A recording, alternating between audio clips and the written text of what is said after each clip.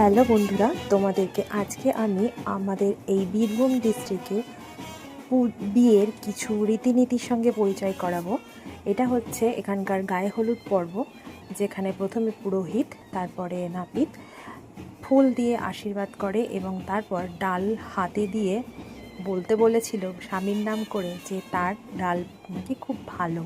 তো সেভাবে সে ওটা বলে ওটা থালায় দিয়ে দেয় এবং তারপরে হলুদ লাগায় মুখে আর আমলা বাটা লাগায় চুলে, তারপরে একটু তেল দিয়ে চিরুনি দিয়ে আঁচড়ে দেয়। এটা এখানকার নিয়ম। এটা এখানকার সব বড়রাই টুকটুক করে করবে, তোমরা দেখতেই পারবে। এই নিয়মটা কিন্তু সব জায়গায় নেই আমাদের ইন্ডিয়াতে, সেই জন্য আমি ভাবলাম এটা তোমাদের সাথে একটু তুলে ধরার চেষ্টা করি।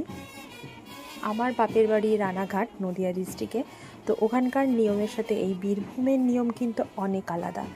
আমি তো এরকম জিনিস কখনো দেখিনি, বিয়ের পরে এখানেই দেখছি।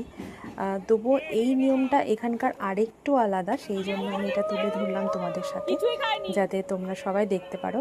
এবং তারপরে এই যে ধান কোটার রীতিনীতিটা, তো সবটাই তোমাদের দেখালাম।